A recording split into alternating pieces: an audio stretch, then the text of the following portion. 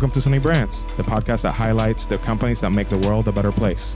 I'm Eliezer Reese, founder of OutNotion, a branding agency and proud B Corp here in Portland, Oregon. And here are my co-hosts. Hi, this is Rebecca, CEO and co-founder of the Impact Collective, also a certified B Corp in Portland, Oregon. And I'm Sarah. I am the other co-founder of the Impact Collective. All right, so I'm very excited for today and a little bit nervous maybe, but we're going to be talking about Nespresso. So, meaty, rich conversations here. But so Nespresso is a coffee company.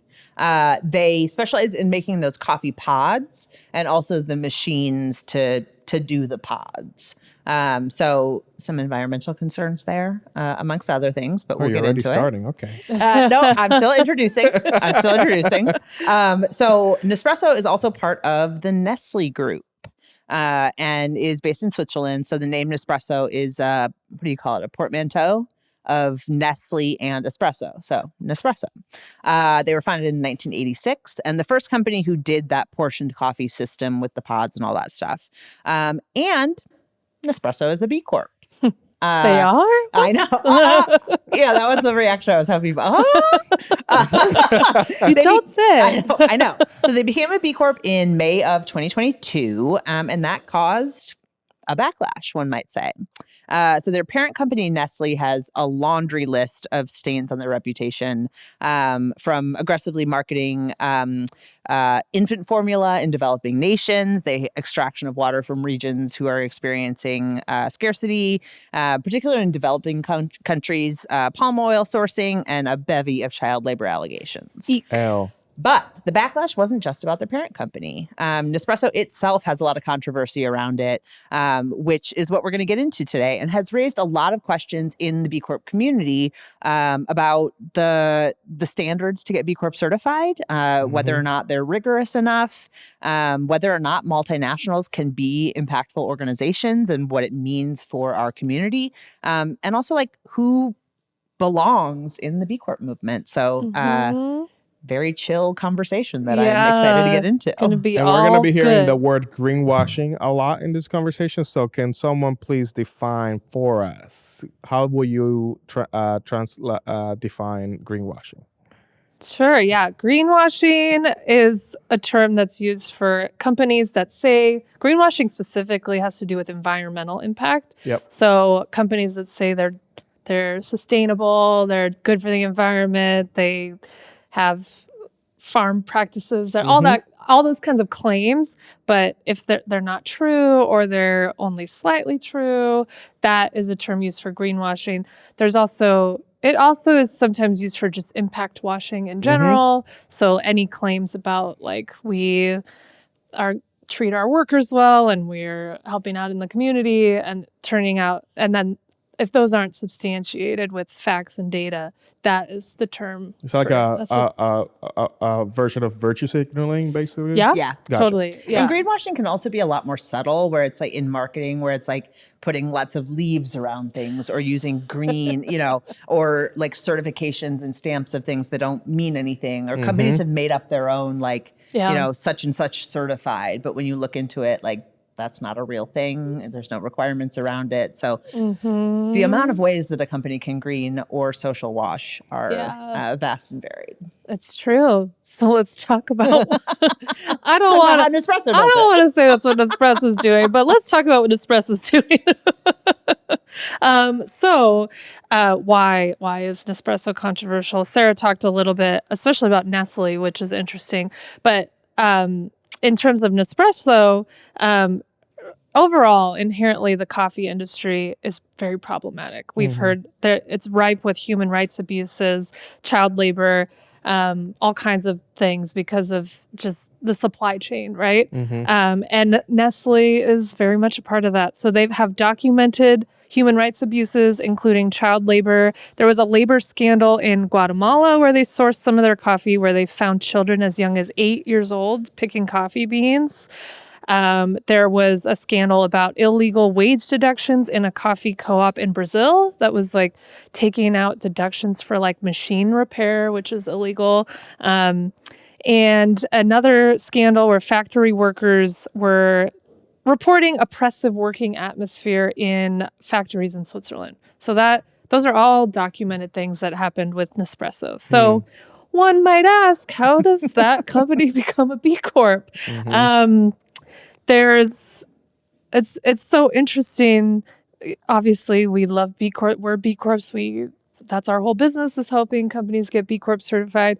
So there, on one side of it, it's like this huge company in a controversial industry has a lot of issues, and they got B Corp certified.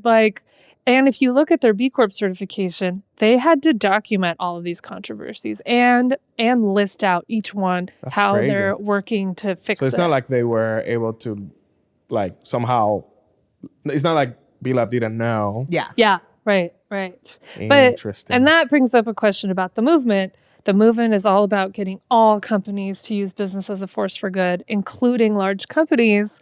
So the question about this, it's less about like what Nespresso did specifically, but like, where is that line? In terms of building a movement, who do you let in? Who do you let out? Does the standard need to change because on the other side of it, there's companies like ours that are all about impact, and like that's everything we do. A lot of the clients we work with, that's everything they do. Their whole business is around solving a social or environmental problem. And then there's companies that make stuff in a problematic way, and they can make their operations as sustainable as possible. And basically what Nespresso did is they're trying to make their operations cause the least harm possible, which is a very different model than what a lot of the companies we work, and our company is a social enterprise. And a social enterprise is a company that is founded to actually, their whole business model is to solve a social or environmental problem. So putting all of these companies, both social enterprises and Nespresso's, all under the same standard for B Corp is confusing. It makes the market think that there's greenwashing being done.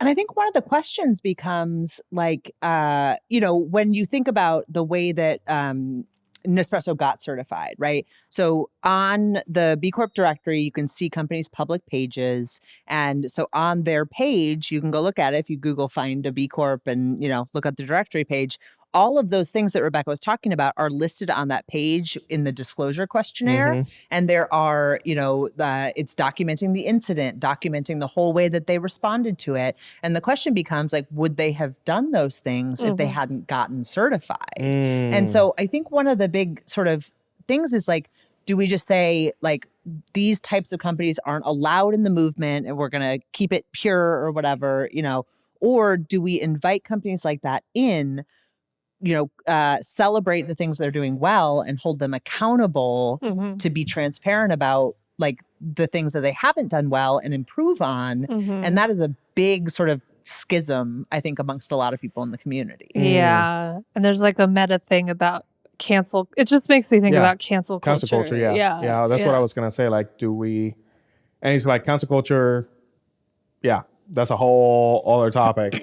But or is it? It is this topic, right? Another thing I was going to point out is that there was an open letter published by the Fair World Project, which is a certification watchdog group, that a bunch of B Corps signed this letter.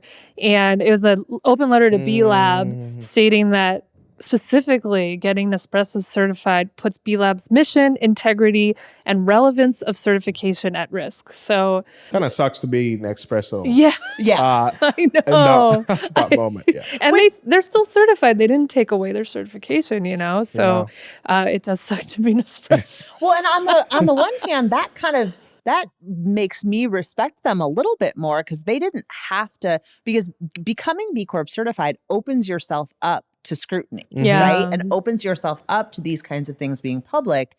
And so I don't know if I'm going to, I hate when people say devil's advocate, but if I'm going to reach into my heart for some empathy and care for Nespresso, I think like they didn't have to do that, right? By doing that, they open themselves up to be transparent and sort of be scrutinized like that. So do you think that could be a move? I think it could be a move. And I think it could be I don't know, it could be a benefit to them. It could be a positive. And, at the end of the day, I generally tend to lean towards thinking that most people are inherently good. Yeah. And that the motivations behind but these our things. company's inherently good. That is a scorching moment. I tend to lean towards skepticism when Yep. profit is involved. So that's what makes it a little dicey. But also, do we allow these companies to change? That's the other thing is we get some view of a company, and rightfully so. They have a lot of terrible things in their past. But do we just think of them as that way always? Or do we allow for them to get better? I think you probably know more about that than anyone in terms of brand, how to come back from things like that. I don't know. I think it's fascinating what you're bringing up, Sarah, from a perception. When people think what is branding? I think the closest definition to branding is perception. That's the closest thing. Not perception, sorry. Reputation. Yeah. So you're really in the reputation management world. Yeah. And in my case, I use design and aesthetics and storytelling as a way to craft that perception that people have of a brand. I think it would be fascinating if that is the play. Yeah. That Nespresso is saying, we've done horrible things. And they're saying, we have done horrible things. And we got this certification as a way to show y'all our track record from this moment forward. Yeah. As a way to come back. Yeah. That's actually great. Yeah. Admitting what you've done, Rana. I think the great ones have done it. Patagonia, Dr. Bronner's, all of them say we are part of the problem. Yeah. We are creating things Dr. Bronner saying that they use plastic. Yeah. Dr. Bronner signed this letter, by the way. So, Yeah. The open letter. Yeah. How do you come back from something like that? It's a fascinating, because I am not fully interested in council culture fully. I think it has its place. Yeah. But I'm not fully interested in the go full there and you don't have a moment to improve or a place to improve. Yeah, you're making me think. I am someone who lives in the gray, so I'm right with what you're saying. I'm all about the gray area.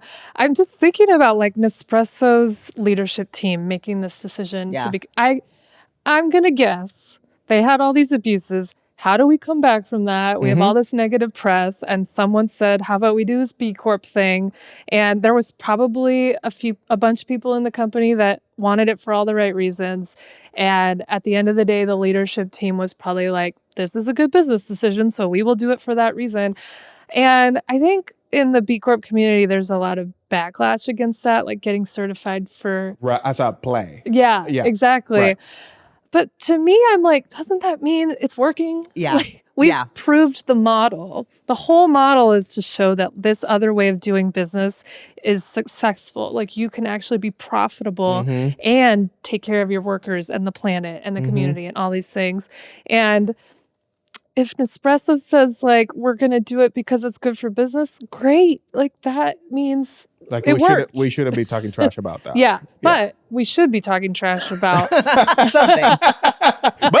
But we can still hold them accountable. It's you got your foot in the door, and now we can hold you to this higher standard. So it's complicated. Well, and it reminds me of I think through an era of cancel culture and all this kind of stuff that started to move into a dialogue about call in culture rather than call out, right? And it's and I think that's part of what this discussion is do we want to call Nespresso into the community to say okay, here are some ways that you can improve on these things. Here are practices that other companies in your industry have learned. Here are ways that they've mitigated them, right? And I do think too, we're going to get into it a little bit later in the episode, but getting B Corp certified is hard. Especially for anybody who produces good physical goods. Yes. Well, and not to jump too far ahead, but Nespresso, when you have a company like Nespresso, they have 5 different HQs, not 5 different HQs, but they have 5 different locations around the country, around the world, and all 5 of those locations had to get certified. The score that they ended up with is an amalgamation of all 5 of those, or not amalgamation, conglomerate or whatever of all 5 of those. So the undertaking for them to get certified was not a casual process. Yeah. So probably took at least a year. At least a year. probably a couple longer, years. I'm Yeah. sure. Yeah. And especially with the disclosures and all of that. Yeah. So, Mhm. the process to get certified in general is not easy. For a company like that to get certified is not easy. But on the other hand, I do, and it's, speaking of brand, like not just what it means for Nespresso, but like, all of this was kind of happening as Odd Notion was getting B Corp certified, Yep. right? And the perception, I think, also of what, like, I think my mom sometimes is still like, a B Corp. It's like good like good businesses. And I think it's still sort of not a super clear thing for consumers and people. So, what does a company like Nespresso getting certified mean for what it means to be a B Corp? Right. Like, do you have any memory of that? Like what you thought it would mean to be a B Corp and if that affected like how you felt about it? I never caught wind of Nespresso. I caught wind. So we're part of Clean Creatives, which is we signed a letter that basically is against taking in any fossil fuel companies. So a bunch of creative agencies and creatives signed that letter. So was that about Havas? Yeah. Okay. Similar. So we signed that letter earlier this year as well that we're promising basically we're never going to say yes to a fossil fuel type of company. So that's kind of the equivalent of what I've experienced in that. And I loved I remember emailing y'all and being like, hey, this I sign this? This is my first audit. And it was what I was wrestling with was personally, I don't love politics and I don't love and the podcast is called Sunny Brands and it's about celebrating those companies that are doing a great job. And I'm just like, I think there are people that are way better at keeping other people accountable than I am. And I'm like, y'all do that. I just want to clap. I'll be on the sunny side. I'll just be on the sunny side, and so, but I also felt the responsibility, especially after talking to y'all, just like, no, like this is how we keep everybody accountable for how we should be moving within the movement. And so we did sign it. And thank you for the advice. Yeah. You're welcome. Making me think clear is kind. Being clear about what you don't like also is kind, Yeah. So we have been talking a lot about the process of getting certified and the standards and all of these things. So I think, and it's sort of a more philosophical question about who belongs in the community and all of that. So I think what might be helpful is to get into a little bit of a history lesson and a little bit of detail about the B Corp movement and what it takes to get certified. So the B Corp movement began in 2006 with the founding of B Lab. So B Lab is the nonprofit that acts as the certifying body for B Corps. So the founders wanted to create a way for businesses to demonstrate their leadership as responsible corporate citizens. And so they created a set of performance and legal requirements for businesses in order to become certified. And the first 82 B Corps were certified in 2007. So since 2007, the process to get B Corp certified has been essentially the same. You go through the B Impact Assessment. There are 5 categories in the B Impact Assessment. There's governance, community, customers, environment, and workers. And you answer a series of questions within each one of those sections, ranging from things of like, what is the ratio of your highest paid worker to your lowest paid worker? What percentage of your workforce is BIPOC? Talk questions about supply chain, about environmental, water tracking, all of these kinds of things, right? So essentially, you answer questions in each section and you're given a score. So there is also a disclosure questionnaire. So there's the 5 sections and then a disclosure questionnaire. The disclosure questionnaire is a big, long series of yes or no questions. And it's basically like a risk factor type section. So those questions are about like, do you do payday lending? Do you use prison labor? Do you operate in conflict zones? Do you sell plastic water bottles? Yeah, do you sell plastic water bottles? Are you involved in the gambling industry? And so, do you have any arbitration or litigation against you? And answering yes to any one of those questions does not necessarily mean you can't be a B Corp, but it means B Lab has some questions, right? So when we were talking about Nespresso's disclosure questionnaire, they had to say, yes, we operate in conflict zones. Yes, we have child labor abuse allegations That's against crazy. us. Yes, we have litigation and arbitration. Yeah. And then you have to provide a bunch of documentation around that of how you've handled it, how, sort of proving that you have taken steps against those things. So there's the 5 sections in the disclosure questionnaire. You're required to have a minimum of 80 points to get certified out of a possible 250 plus. So the thing about the B impact assessment is that it is responsive to size, industry, location. So, a manufacturing plant is not going to have the same questions as, a small service firm. Some of them are the same, but, it sort of varies for industry. So the standards have been revised 6 times since 2007, but still within the same essential format. There's no minimum score required in each section. Technically you could be pretty shitty to your workers and really good for the environment. Or you could be kind of, bad for the environment, but really you have a lot of contributions to your community. Your supply chain's super diverse. You pay your workers really well, right? So that's one of the things that lends itself to my mom saying, I think being a B Corp means you're a good business. There's really no uniformity because nerds can go look at the B Corp directory and look at the score like us. But most people aren't going to. They just see the label. So there's no uniformity about what it means to be a B Corp. Even when you look at the score, it's like you can see the score in each section, but you don't really know what that means. Yeah. Either, so. You can't see people's B impact assessment. Yeah. So as of February of 2024, there are 8,254 certified B Corps in 96 countries and 162 industries. Whew. So, just to take a quick step back, that's wild. Yeah. 96 countries, 162 industries. So there's this assessment that's been developed in a variety of ways that can, accommodate a really wide swath of businesses. I imagine it'd be hard for them to let that go, wouldn't it? I would imagine, which is why it's taken a while. Oh. So there are sort of 2 timelines converging here that I want to talk about. And they are not...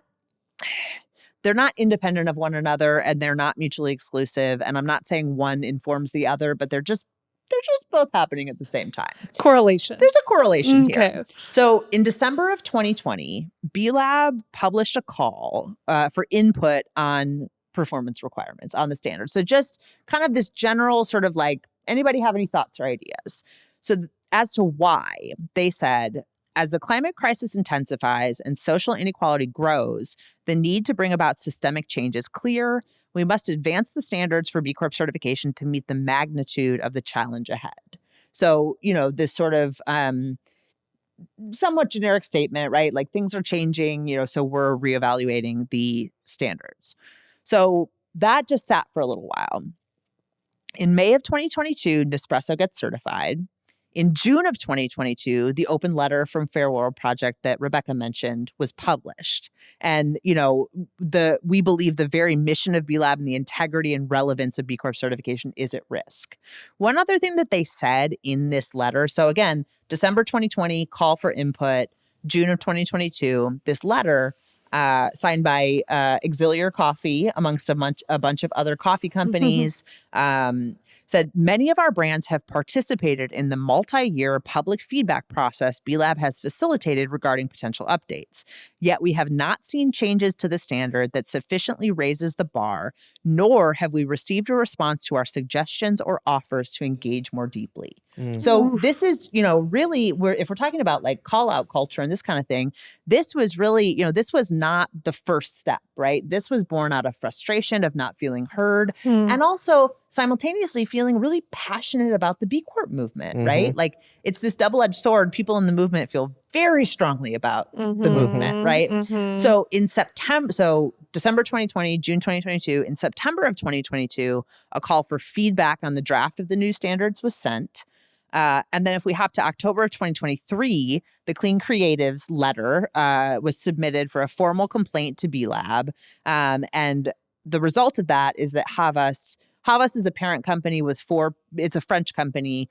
4 PR companies under Havas were stripped of their certification status because of their work with Shell Oil. So the long story short is that there's a drastic shift on the horizon. Wait, but they took Havas certification away, but not Nespresso's. No. That's interesting. Very interesting. Very interesting. Essentially what's happening right now is they've gone, so B Lab has gone through a couple of drafts of the new standards, and what's happening is this sort of seismic shift in the movement. So again, previously, B impact assessment path to 80 points with no minimum requirements. Moving forward, and this is the latest we've heard, is that companies will start certifying newly on the new standards, V7, in early 2026, is that there will be minimum requirements in 9 categories. So instead of whatever points you want in 5, there are minimum requirements in 9 categories. And I think it's important to name the categories. So there's governance, which is the same as we have now, justice, equity, diversity, and inclusion. There's circularity and environmental stewardship, worker engagement, human rights, collective action, fair wages, climate action, and impact management. So it's, again, it's funny because B Lab says it's like sort of a simplification and clarity, but there's 9 more sections. So it's just going to be super interesting. So they're going from 4 to 9? From 5 sections with a bunch of questions to 9 categories where you have to meet minimum requirements. Got it. So kind of like one big thing in each of the 9, right? Yeah, Okay. sort of a focus area. Yeah. Interesting. So isn't that weird that they had to put, it's just weird to me. You have to like Impact call out management? human rights. Oh, yeah. Isn't that like illegal? Like totally. Isn't it weird? It's like, don't do something illegal. Okay. Totally. Well, and that's, a lot of the questions, that we've been talking about today and in other episodes, it's like a lot of the B impact assessment, there's sort of 2 categories of points. One is operational points and the other is impact business models.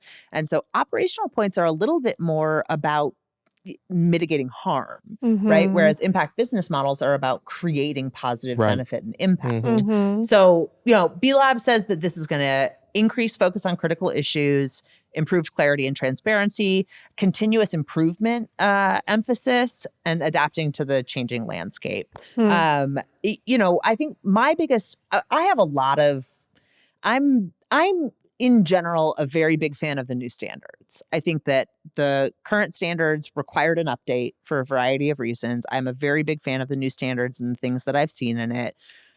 Logistically and operationally, I'm curious about how the rollout is going to go. It's already a little bit of a kerfuffle, if you will, in a few ways. I haven't heard that one before. It's, don't ask me the definition, but I know it feels right when I say it. I think the definition is what it sounds like. Yeah, a kerfuffle. And the thing is too, is like, the previous standards really acted as a framework for impact. And I'm curious to see how the new standards adapt to that. So, anyway, my point is like sort of in conjunction with Nespresso, right? I'm not saying that the new standards are because Nespresso became a B Corp. But I'm also not saying that, I think it's these timelines are converging in this moment when the movement, 2006, 18-year-old movement that has grown to, thousands of companies all across the globe is at a little bit of a reckoning point to see what it looks like to shift forward. Do we lessen the standards to welcome more people in and it becomes diluted, or do we create more rigorous standards and maybe fewer companies get certified, but the integrity of the certification stands? My question is, okay, so we're going to have these higher standards. I agree with you that it's what's needed. It keeps the integrity of the certification. But then what if there's a big Nespresso-like company that wants to do better? What do they do? Do we need to create a new standard that's like baby B Corp for them? Because I want to encourage that, Maybe they don't deserve to be a B Corp, but there should be something that incentivizes big multinational companies to do better, Right. Like that's what I worry about is that. And when you were talking about the questions that have you done this? Have you done this? Have you done that?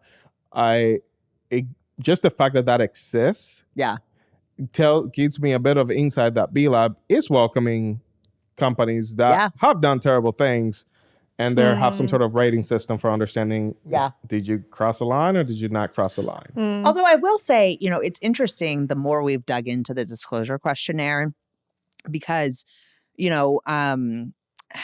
so prison labor, right? We had, a conversation with somebody who actually there was artisan crafts being made within a jail that were being used in a project that they were doing, right? And so when I hear prison labor, I have a reaction to it, right? Yep. But then that specific scenario, and they were being paid, there was always The where I was like, gray. There's more there's gray. gray. It's so hard to and say this whole industry isn't allowed because right. it's not. Why? How can you just say it's Yeah. all bad? you Yeah. know? And I'm not saying that this is what happened, but I'm from the Dominican Republic, and I'm trying to imagine, just knowing my context, I'm working at a coffee place and I'm making beans, and my kid is with me because there's no Yeah. Yeah.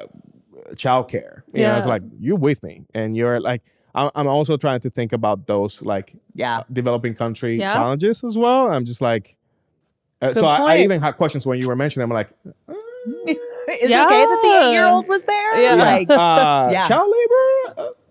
That's a good It's- point. Yeah. It's complicated. Yeah, you know. Again, Yeah. don't know what Totally. happened. Yeah. Don't know what I'm happened. not saying. Yeah, don't know what happened, but also understanding some of the context in Yes. which some of Yeah, these yeah, things yeah. happen. Yeah. Well, and it begs the question, right? And I think I said this earlier, but it's that question needs to be asked, right? And Right. that situation needs to be investigated. Mhm. If Nespresso hadn't gotten certified, would they have disclosed those things? Would they have investigated them? And I think one of the things in the disclosure questionnaire around the child labor stuff was that they partnered with, I think there was 32 additional social workers that were hired within this certain region, and there were oversights that were created and all of those types of things. Would they have done any of that, if they hadn't gotten certified and didn't have to put Right. it on paper? Right. Right. I'd Exactly. like to think, of course they would, but I know better, and they, maybe not. It Yeah. just makes me think about what I would like to see is more regulation that doesn't even allow multinationals. The bare minimum should be regulated, which is what Europe is doing. Europe has a bunch of regulations coming out around environmental, social governance standards that, frankly, I've heard they're basically the regulations are basically B Corp, the minimum B Corp standards. So Yeah. it kind of makes B Corp not. Well, and Europe also has, it was that new law, what was it? The brands can't say things like sustainable, natural, Yeah, greenwashing healthy. is illegal. Yeah, it's literally illegal. Yeah, Wow. if only. I know. So, I guess I'm curious, because a lot of this is kind of talking about like brand integrity, right? Brand equity and what that means out in the world. So what's your take on what it means for a company like Nespresso to get certified? What does that do for them, and how do companies kind of navigate this space? Embracing your difference for sure, but what if your difference is kind of ugly? You're bad. How do you embrace that? Yeah. Brand equity, when we use that term as a way to define the value of a brand. Yeah. Which is measured, by money, but also by the perception that you have created with your actions. Just like the stock market. Yeah, basically. Yeah. And so I think the interesting conversation here is what does including Nespresso does to not just the certification process, but to B Lab as a brand. Yeah. And in a way, the certification is a brand, and so... B Lab has a brand. Yeah. And so how does this damage or create a narrative for inclusion somehow? How does that do that? So I would say when it comes to brand equity, what you're trying to do really at the simplest form, you're trying to stay true to what you said you were going to do. That's how you build trust. That's how you build brand equity, providing a quality product over time and always delivering. That creates trust. Yeah. So saying yes to all these organizations that are delivering on their impact, and then all of a sudden you have one that that takes a ding at the track record. Yeah. Always delivering that level of quality. Yeah. In this case, and or being precision. open about when you mess up too, right? Yes. I think that's a huge piece of it. Yeah, but then as a brand, when you mess up, own it. Yeah, the Patagonias do, or Dr. Bronner's does. Own that you messed up. And so I think the way you recover is by I didn't go to school for graphic design. I'm self-taught. I did all the reading I myself. didn't know that. Yeah. Wow.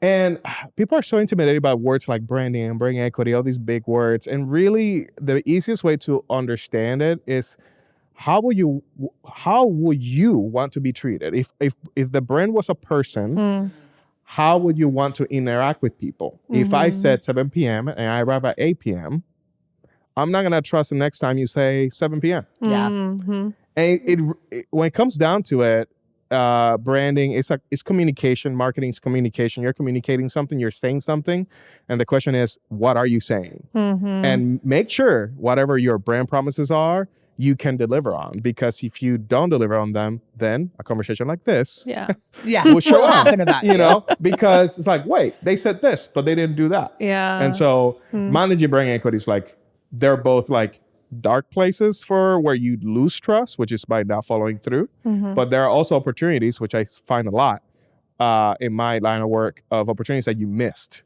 to create brand equity. Some people try to do like brand fragmentation. Yeah. Which is like when you're like, hey, I'm launching a product. Typical question. Someone asked me twice last week. I'm launching a product. Should I create a brand for that product? Or should I just put that product under my brand? I'm like, does the product delivers on your promise? And they're like, yeah. I'm like, why would you fragment that? Yeah. I see. Like build on your brand equity. Make it more trustworthy by attaching that product to it. Yeah. So, yeah. You know, it makes me think about, because I don't know. This is annoying. Maybe I'm coming around a little bit on Nespresso. Well, so I was thinking, it reminded me, I was thinking about there's a, I won't name the brand, but there's a well-known name in our space that there's a big company in Portland that became a B Corp, and there was a lack of like continuity in terms of like the leadership team about what it meant to be a B Corp. And the conversation that I was having with this team was like, that's a huge risk because you have made this big claim out in the world. You've stamped your brand on something. You're on the directory page. It's on your website.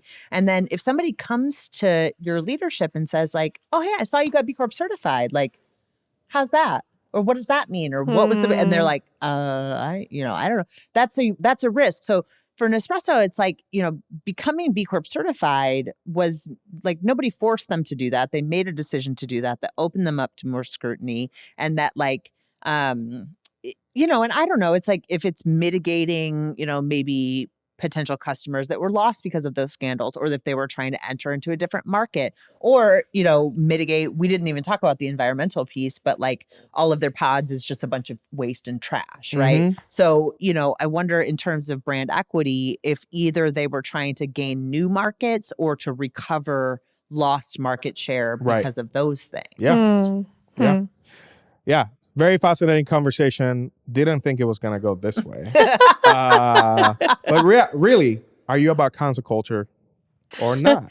I'm just thinking, my takeaway is like, there's such a wide spectrum of B Corps, right? There's the Dr. Bronner's, which is 200 plus points. And actually, they're not even the most impactful in terms of like, they're not solving a social or environmental problem through their product. So then there's also those, which are social enterprises, which are like, what's a good example of one? Us. Yeah, the Impact Collective. Who's like there's a lot of worker social enterprises where their whole model is to employ those experiencing barriers to employment. There's lots of amazing social enterprises, and then there's the Nespresso. So like, I just wish there was a way to celebrate all of it, but also show that they're different. And that's actually something I'm a little worried about with the new standards. It makes everything more uniform, which is good on one case because it raises the bar. But then what about all these other like Nespressos? I'm sorry, did I miss that there are not going to be any points? Like there's no points. There's no points. Yeah. Wow. How do you feel about that? Some people are so attached to their points, Yeah, especially like 200 points. I'm like, I know. Well, also attached to points in terms of like incremental impact improvement. I know, yeah. Right? Like the framework Anyway. They are putting impact improvement in it, but it's going to be more like Fascinating. holistic, Yeah. But Okay. yeah. So lots to come in the Complicated. movement. And Complicated. it's going to be super interesting to watch how this changes things. Yeah. Also, B Corp's not the only certification out there. There's lots of other Yes. options. Yeah. Yes. Well, that's it, y'all. Thank you for joining us. You can get the episode show notes and transcript on our website, sunnybrandspodcast.com. If you have ideas or suggestions about any companies you'd like for us to take a look at and dissect, you can drop us a line at hello@sunnybrandspodcast.com. And if you want to learn more about the Impact Collective and all of the things that we do to help companies live out their purpose, you can find more information at theimpactcollectivepdx.com.